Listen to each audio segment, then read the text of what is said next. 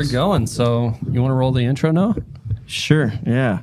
All right, welcome back to the Creatives POV. I'm Noah. I'm Ethan. I'm Marquis. And today we got a very special guest. Our first guest of season 2. Let's go. Mike Englund. Hello. Welcome. Thank you for coming on, bro. Yeah. No, it's a pleasure to be here. Season 2. What was the reason for the break in between season 1 and season 2? Coming in hot with the questions. Yeah. I like it. I think we went so hard the first season. Yeah. Like, what do we do? Like 40? Is it I think we 38, did, 40? yeah, 45 or something like that. Episodes. 46. And then Christmas, Thanksgiving. We dropped an episode every week except for one up until like November. Yeah. So it was a grind. It was a lot of episodes every week. And I think the holidays just like burned it out of us. And then I had a baby. yeah. Wow. Congratulations. Yeah. Thank you. Stepped into Yeah. fatherhood. Father in the house. Only yeah. father? Yeah. Yeah. Mm-hmm. Yep. That's awesome. Yeah. Yeah, so, I mean, yeah, it's been a minute, but we recorded one episode, right? Yeah, we got one done. We're stacking right now. Back Yeah. at it like we never left, though. Yeah. It feels good to be back. So. Because you all have full-time jobs too, right? So, I mean, Yeah. doing something like this, Yeah. It's another full-time job. so, Yeah. Yeah. Yeah. I can Yeah. imagine, especially that amount of episodes. Yeah. And who's editing? One of you do the editing? Mainly Yeah. Ethan. Okay. Yeah. So it'd be dope if we've been talking about like having our cameras hooked up to like a switcher and just having someone come in and like produce it live. Yeah. That takes time, money. So, we're not sponsored yet.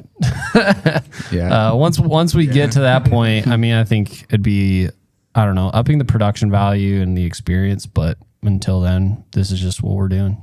Yeah. We've also talked about maybe getting an intern or something, like some kid who's like just really into it. That Noah's would wanna brother. do it. Hey, yeah, that's true. Noah's brother. No, my brothers are like low key, like they're in this age where they're just like they just look up to me and they cool. see what I'm doing and they think it's cool and Yeah. they like saw our YouTube channel and they're like, "You're on YouTube?" I'm like, "Yeah." So I don't know. They could be a good fit then. Yeah, they could be. You perfect never fit. know. Some good family bonding as well. Yeah. True. Going on with that. True. Tell us about But- yourself. Introduce yourself. Give us the proper intro. Yeah. Well, first of all, being here, I felt like I was kind of nervous at first because usually I'm on the other side of the camera. Yeah. And so the idea of being on this side felt kind of weird. And then also just talking about yourself. It's hard. Also, yeah, it feels kind of super hard. strange at first. But I met you two recently at Alex and Lily's engagement party. Yeah. And we just hit it off, having really good conversation. Yeah. And so I think when I took a step back and thought about it more as like just getting to know 3 new friends more, Yeah. that felt a lot better in my mind than like the idea of a podcast of talking about myself. Yeah. sure. And so, yeah, I'm really, That's a good way to think about it. yeah, excited to approach it in that sense. About me, Michael Englund, 27, about to be 28. And this is a question when I thought about it, and I thought about like my upbringing. I feel like it followed a very conventional path through high school, going to Urbandale in Des Moines. So I don't think I want to focus much about that in like a linear aspect. And I want to focus more on like things that shape my identity as a young adult, about who I am. So I have a few things down here. First thing is family roots are a cornerstone for me. My family is very tight. I have 3 siblings, 2 older. They're married. I have 3 nephews and a niece, and love spending time with them. My grandparents on my mom's side had 9 kids. Wow. And they all have a bunch of kids, so I have like 40 cousins all over the U.S. just on that side. Oh, that's pretty cool. My dad's side, not quite as many kids, but they're a little bit more local, and we're tight with them. So that family connection is just like a very strong part of who I am as a person. That's dope. Yeah. Yeah. Faith and beliefs. I think that's another thing that is a big root of who I am. Christian, Catholic. I grew up Catholic. Right now I'm a little bit more into a Christian church, and I just started reading the Bible for the first time. That's Awesome. dope. That's dope. Yeah, and about to be 28. I've never read the Bible in my life. It's one of the biggest books in history. Just kind of thought about it, and I was like, why have I never written? Never gave this a chance to read it all the way through. Yeah. Especially with somebody that believes in God. I can only imagine dying at 80 years old and coming to God because I believe I'm going to meet God, and him being like, you had 80 years, you never read my book. Wow. What's up with that? So that's kind of a big thing right now in my life. I'm trying to strengthen that. Commitment to health and fitness. I've never really been out of shape, but I've never really given it the chance to give it my all. Yeah. And right now I'm just really focusing on organic and like natural foods and treating my body as like a temple. That's dope. So that's a big root of who I am.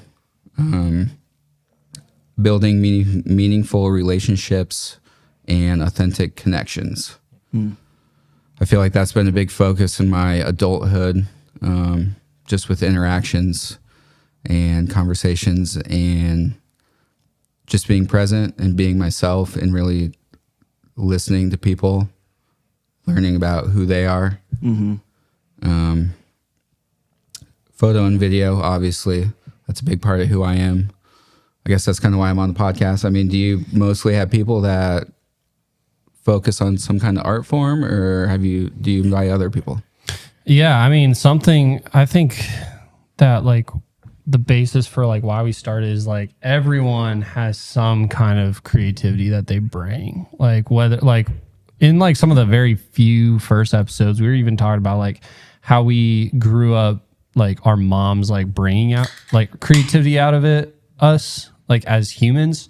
And so yeah, any kind of like art form of, I don't know, like painters, clothing designers, photographers, videographers, Graphic design, designers, musicians, anyone that has like some kind of creative element to like their personal life or their professional life, like, cause some people like to do those kinds of things, but like keep it to themselves, which is totally fine. I think if you are good at something, you should share it with the world. But like if you feel a little bit more reserved and like keep it to yourself, then who's going to know about it? But if we know about it, then like we want to give those people that platform.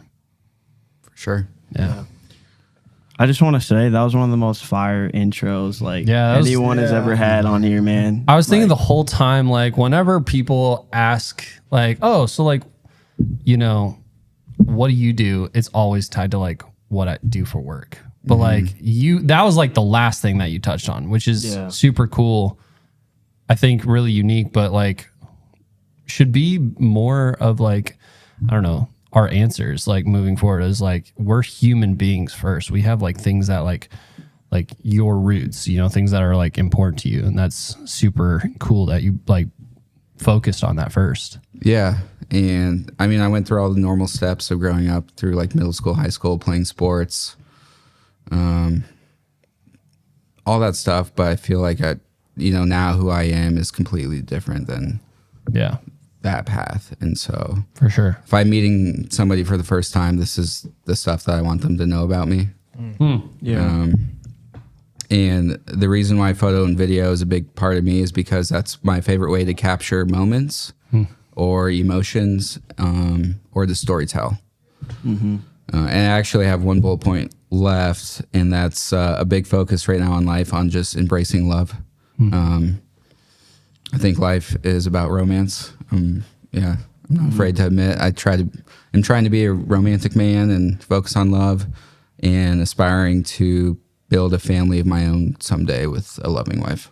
So that's dope. Yeah, that's awesome. I'm engaged and I'm getting married in June. So Heck yeah. That's super. bro. I feel that. That's awesome. Yeah. It's nothing like having a wife. I'll tell you that. Yeah. Yes, sir. Yeah. Or a new child. Or a new baby. Yeah.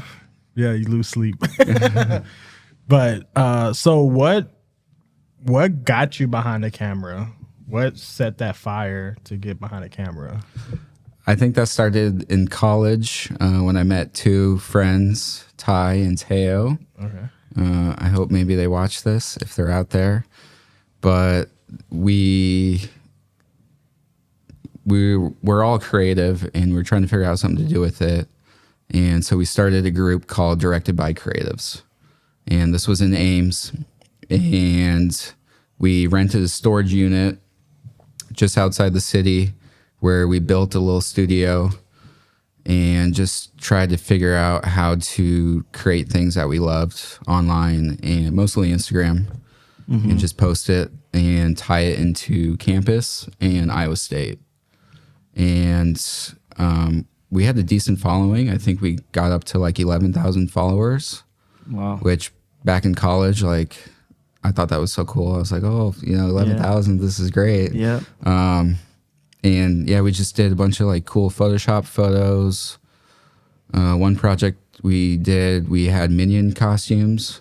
And so there was a day of Iowa State tailgating where two people or one person ran around in a Minion costume to like all the tailgating and stuff, just interacting with people. Yeah. And we filmed it all. And like, this was actually like a little bit before I started, but they posted it and it just blew up. Yeah. And then we met another friend named Chris, who's just like a great guy who ended up being very successful in his career. And he had like the sweetest Lamborghini ever. Whoa. And he was kind enough to let us take it out every now and then. So we would like put on our Directed by Creatives shirt and drive this Lamborghini around campus. And everybody was, I mean, they'd be like, who are these people? Like, Yeah.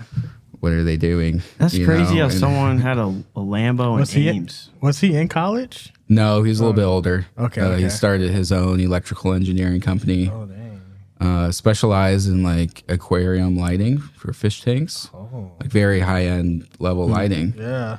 And yeah, he actually dropped out of college, which is I think is a good testimony to being able to make it without needing yeah. those 4 years. It's Yeah. crazy. Two college dropouts Two right college here. dropouts right here. My parents still get on me about not finishing. That's a side note. What did you study in college? What was your major? Advertising. Okay. Okay. With a minor in design studies.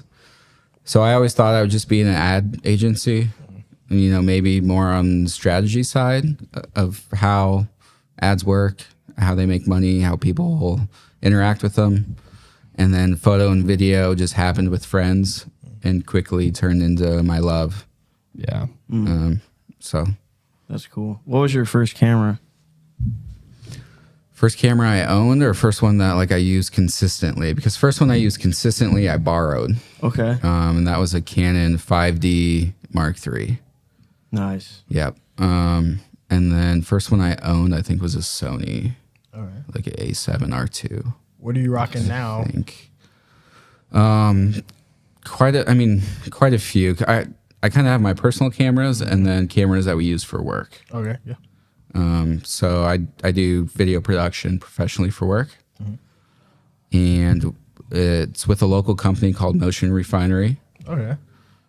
I think we're a team around like 20 employees, and we kind of specialize in like commercial or corporate commercials. And so with that, I mean, there's a wide range of video cameras that I use, anything from Red Raptor, Red Epic for those higher end commercials, down to we have some Canon C300 kits, C70, the R5C, which we're using for one of these. We have a Sony kit where we got the FX3, a couple A7S3s, and yeah, that's mostly for that side. Drone work, certified drone pilot, so we do a lot of drone work. Just got the Inspire 3 this year. Oh snap! Incredible drone. Yeah. Love getting that thing out. It's usually a 2-man job. You got one person flying it, one person controlling the camera. Yeah.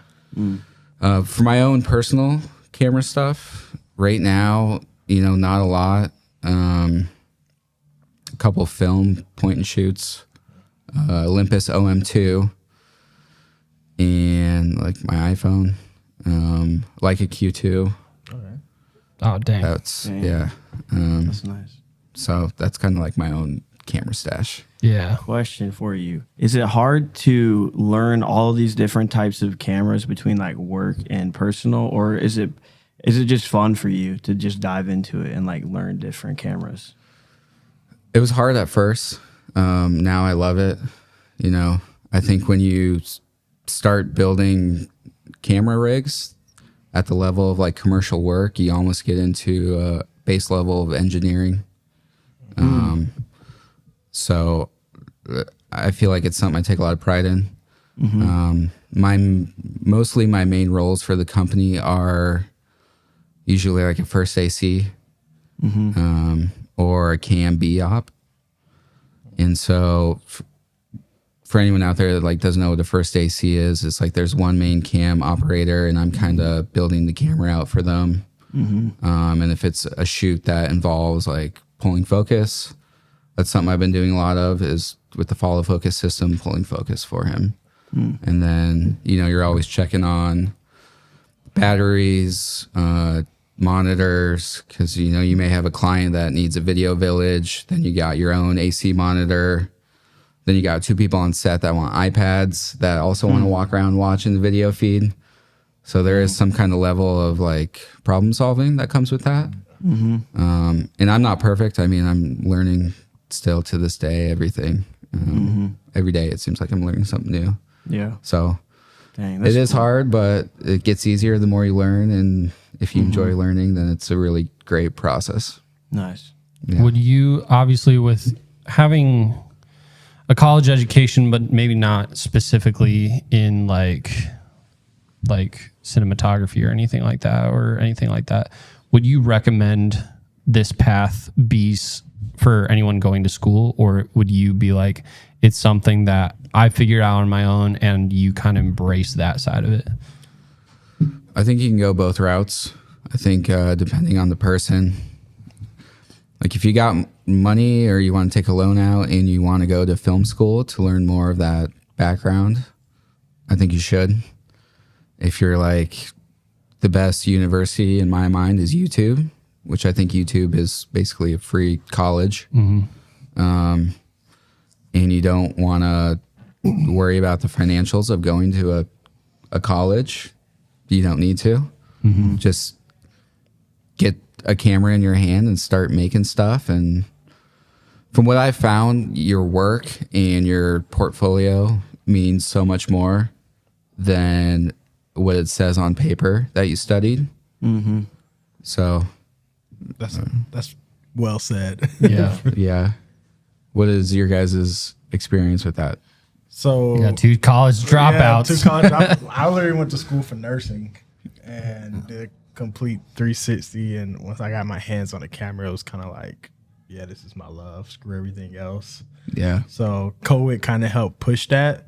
Once COVID hit, that was kind of like let me just focus on what I truly love, because I had lost love for science.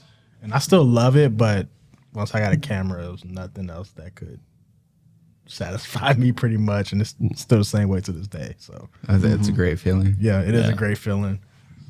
I went to school for music performance, so I wanted to be a musician. But before that, like I was like shooting photo and like random videos, like I feel like my whole life, but like really taking it on where it's like, oh, I'm happy with like figuring things out in high school. 'Cause that's when, you know, I had money into it. I bought my first camera and everything like that. But I didn't really realize how much of a world there was for it. I thought it was the people who I could never be making movies to the like wedding photographers and then newspapers and like advertising. I was like, that's got to be it. But then like getting in college and like we're, you know, smack dab in the digital age. And so getting to college and realizing there's a need for like short form video to long form video and everything in between. It's like there will never not be a need for it. And so figuring out that it's something that I could do it well. And the more I feel like this is kind of a testament to like where I am now, but like the more questions I ask people who are doing it or have done it, the better off I'm going to be the next time I go to do something. So that's just kind of how I approached it. Yeah. For me, I went to school at DMAC and got a 2-year degree, and part of the reason I did that was because I have like in my family, like, you know, my parents and some other people like have debt because of student loans, and I just decided for myself I didn't want to follow in that direction, you know, and so I had scholarships. And they weren't going to cover like a 4-year. So I was like, I'm just going to go to a 2-year and try that out. And if I like it and if I like school and I want to go on, then, you know, I'll consider going to like Iowa State, because I went to school for graphic design. Okay. And like Iowa State has like a good design program. But then COVID happened, and then it kind of killed my motivation for school. And like I finished out school and was like really good student and whatnot, but I just felt like I'd rather just kind of hop into just the world of graphic design, and because I feel like your network and people you know is also important, right? Like your portfolio and then like who you know. And I feel like you know, just having connections with people you know, has helped me get some opportunities that I have now. But I do wish I went to school though sometimes, because I remember in the job like hunting process, it was like really hard for people to like respond to your applications, because they would see you just have an associate degree and they would skip over you. So yeah, that's like the tough part about going the 2-year route. But I also am like building my portfolio and stuff. And I think that your point with that is really important, because I think, you know, people look at quality of work, and I don't think you technically have to have anything, you know, as long as you're really skilled and talented in what you do. Did you finish your 4 years? I did. You did. Yep. And to your point, I actually met with a young man this last week who reached out to me wanting to just talk about the job field in Des Moines with video and journalism and stuff. And he was trying to get an internship at a news company. And I told him, I was like, there's going to be a lot of people submitting a resume. What I would do is, you know, look at what's going on right now. For example, St. Patty's Day is coming up. Go out and create a news story about Des Moines and St. Patty's Day. You know, what are the places that are going to be the spot to be? How is Des Moines taking it on? Are there any events going on? Things like that. And basically create a news story, whether you have video or just writing with a couple strong photos, and submit that with your job application. Because if somebody sees that, that's going to jump out to them way more than, you know, oh, he went to journalism school for 3 years. Right. And so, yeah, I think if you can just show what you can do versus what paper says you can do, you're going to be better off. Yeah, 100%. That's some solid advice. Yeah. I'm not, I think we're getting to the point of like the content creator scene and just like the field is so oversaturated because it's so accessible that I think everyone thinks it's just owed to them that they have a phone and CapCut, or that they can just put something together. And so I think we've kind of lost the art of like, do some free work, like do something that's going to like, that's not going to benefit you right now. Because if you overestimate what you can do right now, but underestimate what you can do in a long time, then you're probably going to shoot yourself in the foot. But if you underestimate, hey, I can, or maybe I'd flip that around, but like I can actually take advantage of this situation I have and this opportunity where I'm not like tied down to any, one news source or whatever. It's like, hey, you haven't signed any paperwork with this company. Go do something and like almost like the Gary V mentality, send it to 1,000 people on Instagram and one person's going to reply, So doing something like that, I think is solid advice. Yeah.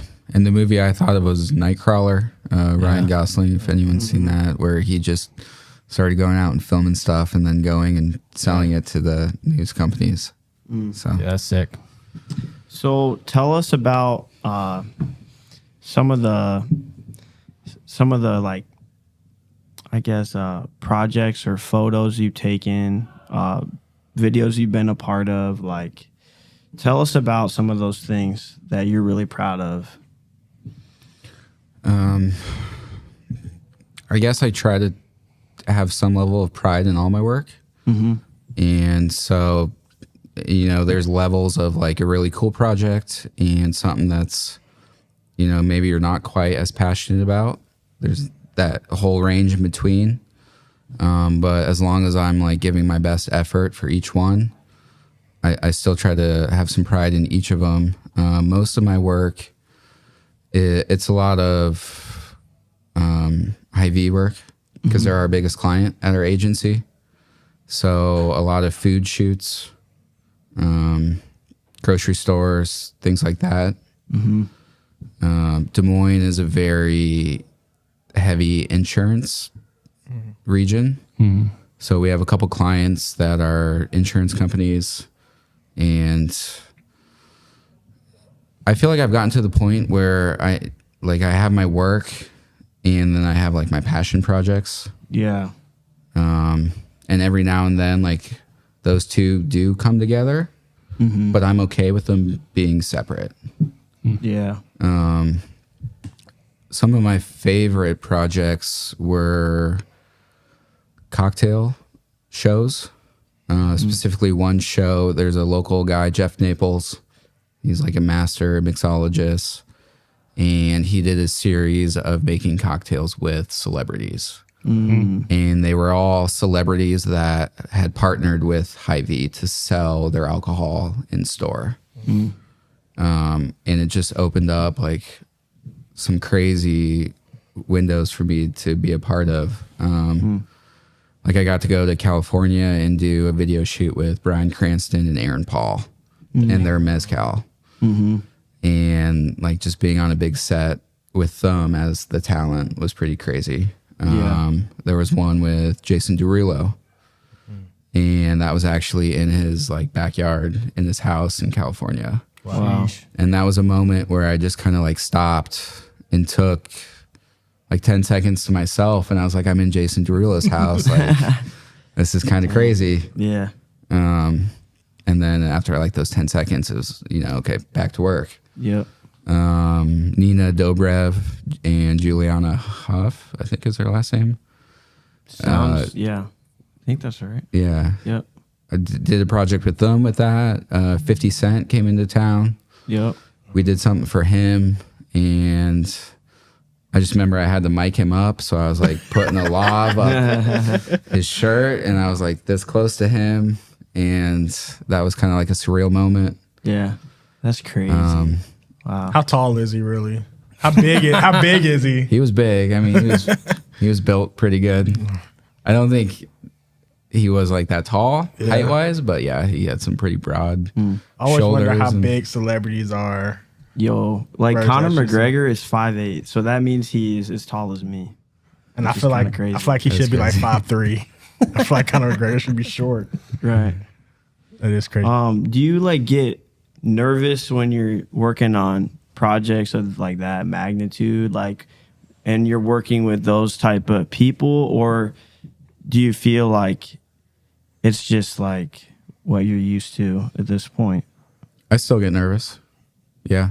I think there's two type of nerves. I think there's like anxious, anxiety, bad nervous. And then I think there's a good style of nerves where you can be nervous but still be confident in your work.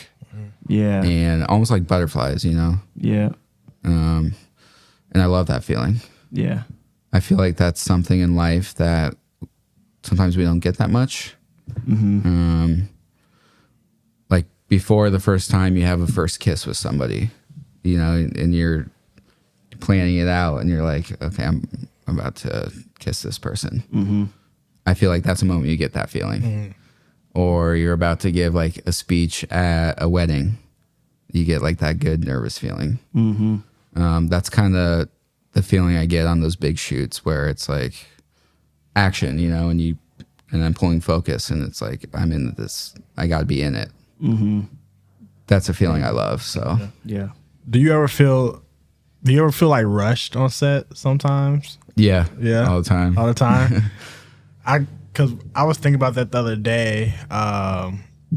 We was on set for a dealership. And I just paused and I was like, every time I'm on set, I feel like I'm just running or like just back and forth. So it's nice to hear somebody else say, yeah, they're always fast paced, going back and forth to feel rushed. Yeah. So I don't know. Why do you think that? Why do you think we're always rushed? I don't know. It's just Time is money. yeah, time is money. You know, you either got a half day or full day or whatever it is. But I feel like we shouldn't feel rushed. Like we can slow down. I just think it's like, I don't know. I've been on some sets though where it's always nice to have a project manager with a loud voice who is not afraid to piss people off. That is a tough. It's like, hey, like a wedding planner or someone like at a wedding where it's just like, I'm deferring to you to all the decisions, mainly because you're the loudest one in the room, but also you know just how much is going on in these moments. So it's like, if I try to tell the bride and groom, you know, hey, we need to go or whatever, they're probably just be like, oh, we just need to sit in this moment where, you know, they might have like a wedding planner who's just like, you need to go get your photos done now so we can cut the cake in 30 minutes type thing, you know? And that's not my personality either to be an enforcer like that. Cause like even sometimes like on set, like you gotta be kind of forceful with direction. And I'm not that person. So it is good to have somebody that can direct the flow of everything. Also, how big is your team right now? My team is, when we do, it's two of us who do shoots. So once y'all like build your team though, to have different people working on very specific things, you might not feel as rushed. That is true. You can lock in on what your job is. You'll have those other people, you know, you could probably relate to that. Right, because Mike? how big is, when you go on set, like you guys probably got a designated grip. Oh yeah. AC. I think the biggest set I've been on was maybe like anywhere between 20 and 30, maybe around like that 20 mark. That sounds nice. You'll get there. Yeah. Eventually. Yeah. Cause like when it's a 2-man set, like we're setting up all the lights, we're micing up, we're also running cam. So I guess that is a good point to why we might feel super rushed on set. So yeah. It's kind of it's a blessing and it's also a curse. Cause on those big sets, everybody has a job. You know what you're supposed to be doing and you can only focus on that. The advantage of like these small crews is as you get to learn a lot more. Like you kind of become more of a jack of all trades because you kind of got to do a little bit of everything. So I think that's where it can be a blessing too. What do you prefer? I like the bigger sets, I think. Just because there's some sense of community with it. You know, you're all a team, and especially those shoots that last a couple days. Like I remember I did a dating show that was also like they went and they shopped together on a blind date and then went back to their house and they cooked meals together. And then there was like interviews going on in between. Like you'd separate them and ask them, okay, how's the date going? How do you think, you feel about this person? And that was an overnight for, I think like 4 days or something. Oh, and then after that very last day in the morning when everybody's exhausted, like everybody's just so happy and there's just such a strong sense of teamwork and appreciation for everybody. That's cool. And you kind of like start building these connections with these people. And that's something you carry into the future. That's pretty cool. So So do you do any work on the editing side of things at all? a little bit, yeah. Okay. When we're slow on production and we have stuff in the queue, I can help out edit at my office. Okay. What software are you using? Premiere Pro, Premiere Pro? mostly, Nice, and then yeah, DaVinci for coloring. Okay. So we just got done talking about like the process like at your job, but when it comes to passion projects, like you just shared some pictures like that you just took like in your neighborhood, I'm guessing, or just like out and about. What is your process like when it comes to just like taking pictures for fun or like shooting video for fun? Yeah, it kind of comes in waves. Right now, I don't think I'm really doing any video for fun because I do it so much at work. Yeah. Photography is different enough that it doesn't feel like work when I'm at home. And normally, I mean, recently when I've just been taking photos, it's been on my nightly walks. I've been trying to get like 10,000 to 12,000 steps a day. Nice. And usually I get home at the end of the night and I have like 6,000, 7,000 steps.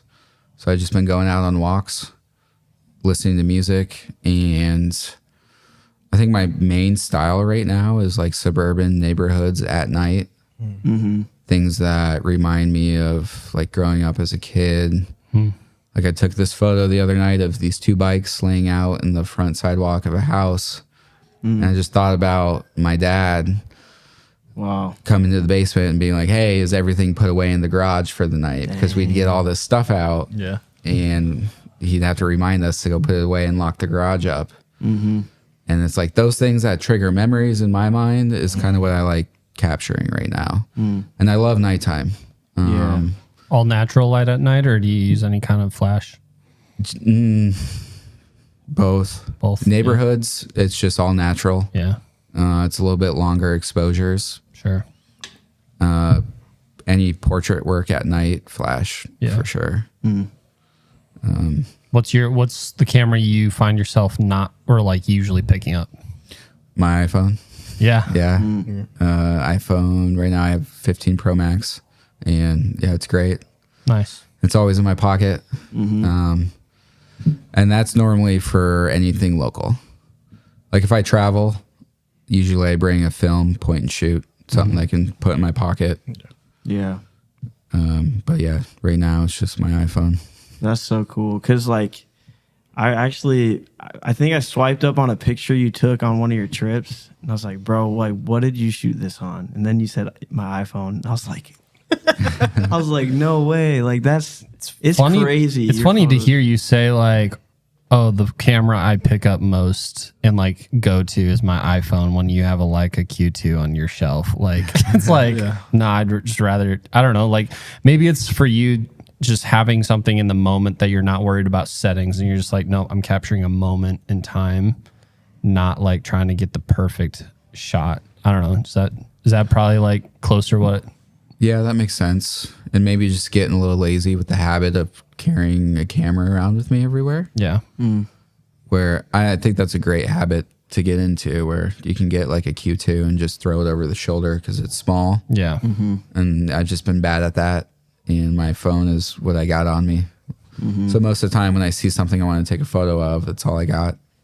That's sweet, man. So That's So as an iPhone photographer, like obviously it's a big thing. Like a lot of people are doing that now. Do you feel like, I mean, I don't know. Do you feel with the rise in accessibility to like good cameras on your phone, do you worry about the future of like your career in video or like photography, just like stuff like that? Or do you welcome it and you're like, yeah, like we should have more of that? You know, what are your thoughts on that? I think I welcome it because most people that are using their iPhone for better photos aren't doing it for a living. I think in like the commercial business, I don't think they're quite there yet. Versus the stuff you can do with like the Red Raptor, you know. So I I mean, I guess there's different levels. If you look at a business on the smaller level that's just running like a social media account, like you do Northern Vessels photos, you're always bringing a camera in there. Are you ever using an iPhone? Not currently, because I'm rocking this 11, and it's like, yeah, I need to upgrade my phone. Want to really bad. Yeah, so I think people that are more of like a one-man crew for companies, and maybe it's the serving industry more, like bars, restaurants, that kind of stuff. I think it's getting easier to use tools like an iPhone. Yeah. But I don't think you could go out and shoot like a commercial on an iPhone right now. Yeah, if Hy-Vee saw you rocking and be like, yeah, ready to go. Yeah. Unless you're like Kanye and you're on the Super Bowl and you just like record yourself saying, go to my website. Yeah. But Yeah. Bro, okay. Kanye's a But to whole your different- point of using an iPhone, a friend of mine, he lives in Phoenix. He snapped a picture of Yee. Was it last night that he had his listening party? Last night or 2 nights ago, one of them. Bro, he came up to his section. Was this far away from him?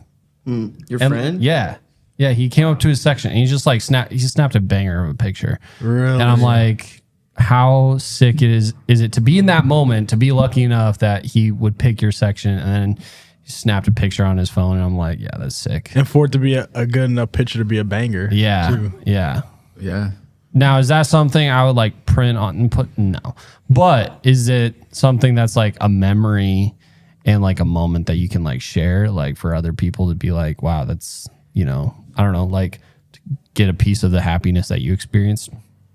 I think that's pretty cool. Yeah. It's super cool. Yeah. What kind of film do you like to shoot on? Cinestill. Yeah. 800T or 400D. Yeah. That's kind of like my go-to.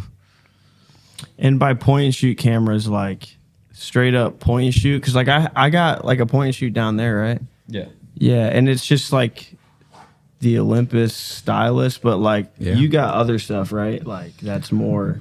Can you focus it and like adjust lighting, or is it literally like It's pretty much just like that. Just like that? Just automatic. dang? I need to learn from you. Do you then. want to get into or have gotten into like actually using like a manual film camera, like an M11 or something like that? Yeah, I have before. My Olympus OM2 is more of like manual. Oh yeah, you did say you had that. Yeah. I had a Pentax 6.7 for quite some time. Okay. I love that thing.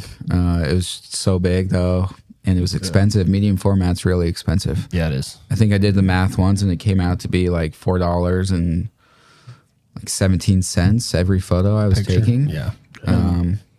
Which forces you to take photos more intentionally, which I think is a really good thing to go through. Yeah. Because you're just more in tune with what you want to capture about the scene, how the lighting looks, things like that. And yes, I mean, I loved taking photos on that too. It's hard to carry that around. Yeah. I think the advantage of having something this size is you can stuff it in your pocket True. and focus more on just quick in the moments, capturing something Yeah. versus dialing in a bunch of settings. Yeah. Especially if you know how to do it. It's like, you know, you're not cheating yourself at all. Yeah. Yeah. Who were some like people that have inspired you, like locally and just, you know, in general, like other artists, creatives, photographers, videographers? I think just movies. I get a lot of inspiration from movies. Not necessarily any director in general. I just love going to movies, and I go a lot by myself. And Such a vibe. It is. It is. I think music, honestly, is probably what inspires me the most too. Music is kind of a big part of my life. What's your go-to artist right now? Ooh. That's a hard question for that is- anyone that that is a hard loves question. music. Well, recently I made a decision to get rid of my TV and replace it with a really nice record player setup. Nice. And so I just been buying some records, and I think it's forced me to listen to projects as a whole more versus just shuffling. So some of the recent records I bought, Beach Fossils. I've been listening to them a lot. Oh my gosh.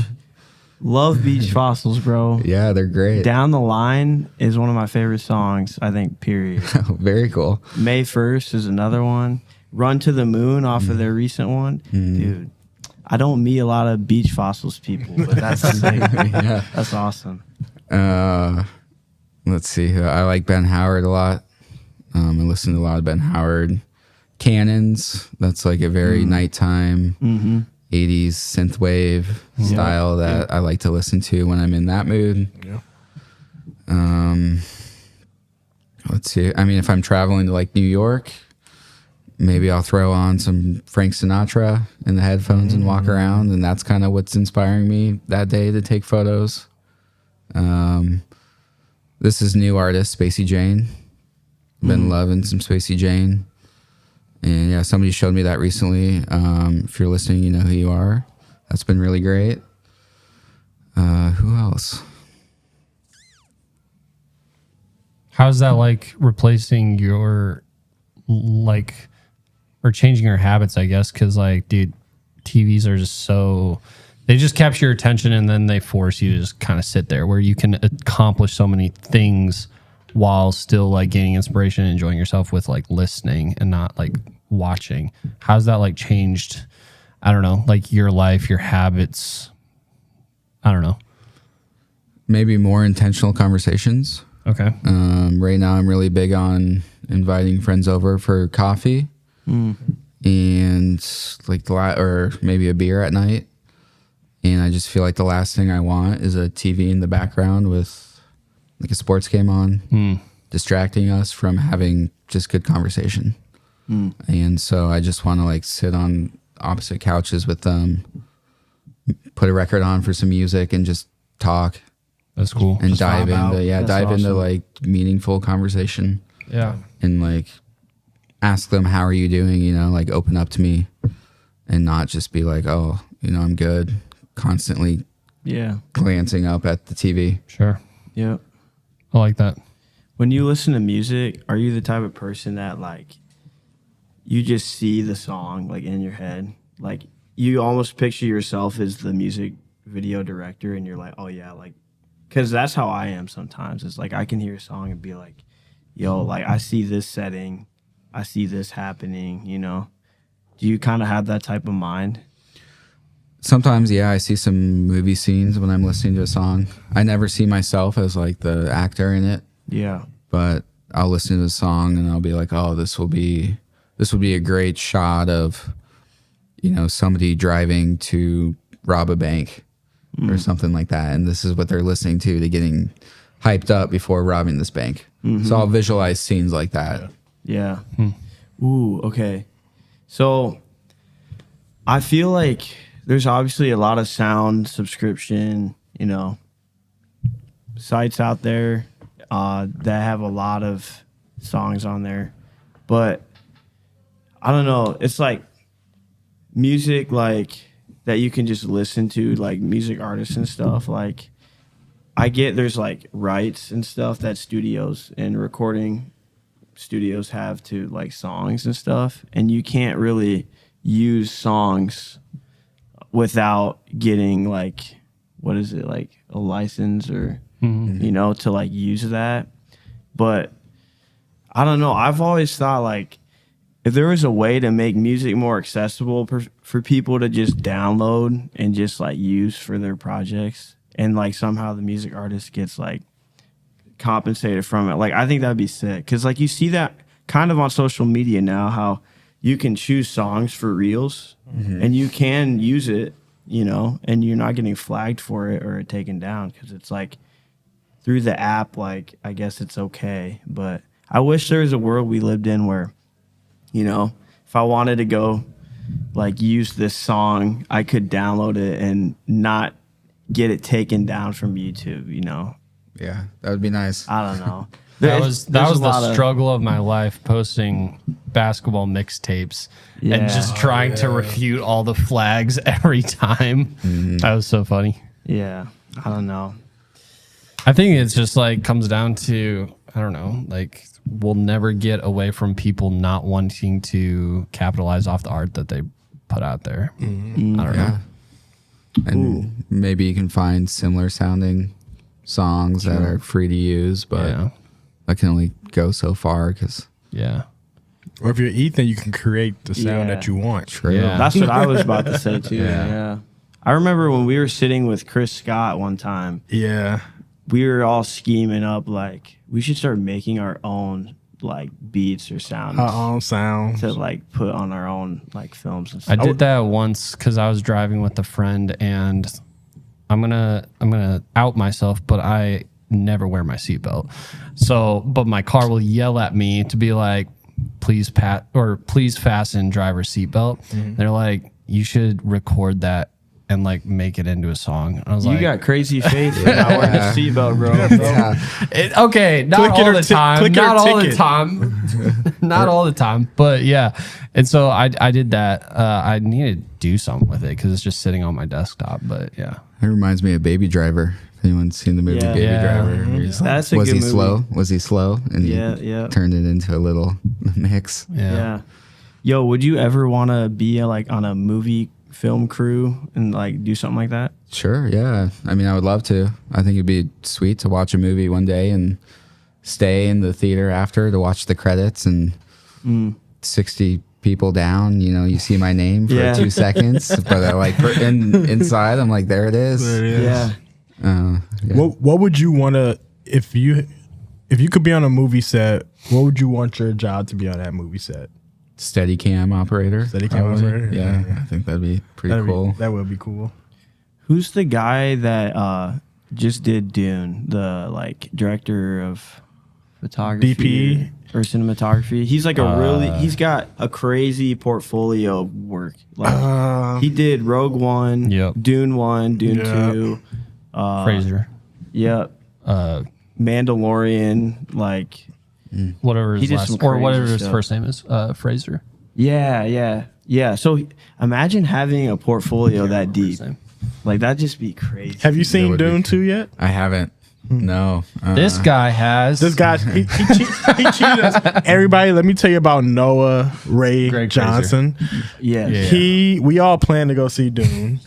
We're in a group message, a couple buddies, and Noah Get on sneaks Noah. off and go see it before we Noah. plan. But I I tell you, guess Noah. the story is that Alex went and saw it Yeah. as well. Yeah. So Y'all throwing Alex, me are under you the watching bus. this? Alex, you're under the bus now too. Yeah. If y'all are gonna Alex, throw come me on. under the bus, You should come with us on Wednesday.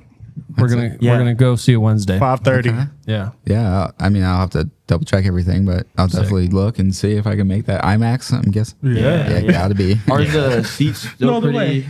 I'll have to look. I'll text you after this to see what seats are available. Okay. Yeah. Dude, that'd be sick. Because I love going to movies with the film homies. Yeah. Yeah. Like it's just, I love like It's always looking fun. over at them and being like, what are they thinking right now?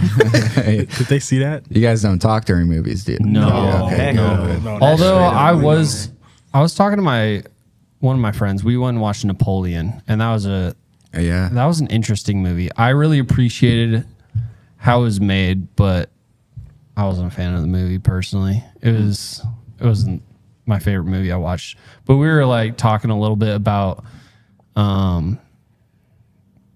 their wardrobe was really sick. They had a lot of unique parts in that movie where we were just like kind of noticing different things and like almost like nudging like, hey, did you see that? Did you see that? But we were both kind of just like, yeah, this movie ain't it. Yeah. I heard somebody say it felt like the History Channel was on 2x speed about Napoleon. It's kinda Yeah. how the movie felt. Yeah, it was fast, but it also like it didn't feel cohesive Yeah. at all. I was just like, okay, very lacking in the like character development for anyone but him. It felt like personally. Yeah. The one scene of the cannonballs hitting the ice and breaking it with people falling into like a freezing lake or river. Again, That was beautifully shot intense. movie. Yeah. Great, like well-made movie, but I was just like, I wasn't a fan of it per se. Yeah. Yeah. For sure. What are your top 5 movies? that's a hard question too. But like, you got like 5 movies right now that you're just like, these are. If I'm recommending any movies to anyone listening, you gotta check these out. Good question. I think Drive is one of them. Maybe unpopular opinion, The Notebook. Okay. That's a classic. I love The Notebook. That is a classic. What else? I'm trying to think of like movies I go back and rewatch when Shrek 2. I'm just. Wow, I haven't seen that in a minute. Oh my gosh, that's crazy. Interesting, you said the second one and not the original. I just had to throw something out there. Yeah. I might have to think about that one a little bit more. Sure. I keep a list on my phone. I literally That's wild. every time I see a good movie, I'm just like, that's making the list. And I've been doing this for like a couple years now. So it's got crazy stuff on there. All right. What are your most recent 3? Most recent. No, three. yours. Oh, Mine? Yeah. yeah. The Creator from last year. Okay. That one was really good. Okay, Did you see yeah. that one? Mm-mm. I Oh, saw it really? with Alex Prince. And we both said it was like top 5 sci-fi movies we've seen of all time. Which that might be a crazy take, but it was just really good. Like, It was a cool. good movie. That's Dune 2. That's the third shout out Alex has gotten on here. Yeah. Yeah. Well, Okay, Shout actually, out Alex. think about this. Alex was our first guest of season 1, yeah. and you're our first guest of season 2. That's kinda I feel like crazy. that just Very makes cool. sense since y'all like are the homies, you know? Yeah. Yeah, I like that. Just it worked out really well. Everything happens for a reason. Yeah. So diving back into a little bit of you, if you could go back and like give yourself like younger you advice moving forward, whether it's like, hey, you should choose this career path in college or this college path or career path, what's like something you would tell your younger self? Good question. Let me see. I think that may have been one I had. I do, yeah. This was one of the questions I wrote some stuff down for. Heck yeah. If I could go back and give some advice to my younger self, these are a couple bullet points. You cannot fully avoid stress, but you can mitigate it. So I think these are some of the things I would try to do more to mitigate it. Eat fruits and vegetables, Solid. for sure. Get more in a regular exercise routine and maybe enforce more of importance of sleep. Limit alcohol. Delete social media if it's starting to give you anxiety. Live below your means and to be diplomatic and present in relationships. So that's more of like a life focus as far as a creative side. I don't know if I would go back and give too much more advice than just keep pursuing like what interests you. And yeah, to me that was cameras, and I just pursued them. And they're still around to this day. So I feel like everything in that realm kind of worked out how it was supposed to. So I don't think I would change anything. More just have less stress about creating things to impress other people, and more creating things to mean more to me internally. Because I think when you create for yourself, you just get better results of things that you're proud of and that you love. True. That's good. That's solid. Yeah. That was awesome. That's a really good episode, guys. Yeah. That's a great way to wrap it up. How we finish every episode is we go around and talk about something that's inspired us, whether it's today, last week, last month. I don't want to go first. Noah, you can go first. Dune know. 2. I'm just kidding. I was going to say Dune 2, but I won't talk about it too much. We can talk about it next episode since everyone should have seen it by then. That's the plan. Yeah. Yeah. That's the plan. Some of us would have seen it twice. Yeah. Yeah. And then another thing that inspired me was we were talking before this we started recording, but Jacob Boyles, I think he was like one of the creative directors at Elevation, or he was in some sort of a role like that, but I think he's pursuing something else now, and he's like basically just creating art, and people, he's not even selling it, he's giving it away for free. Like music artists can just, I guess, hit him up for just this free art that he's creating, and it's really cool, and it's just like cool to see how he's expressing himself and just doing like, also just giving stuff away for free. Like, I feel like you can just get wrapped up in doing stuff for money instead of like just genuinely loving to do something. And so it's cool to see someone doing that, especially of his like level of skill and talent too, because he could be charging like thousands of dollars for album covers here and there and for merch designs and stuff. But no, I've never met this guy, but I look up to that guy. Like he does really good work. I'll show you when we get done, but yeah. It's dope. Dope. It's a good one. Honestly, what inspired me recently was, you're kind of part of the answer, but like, I was driving home Saturday after helping to move Alex. Shout out Alex for the 4th time.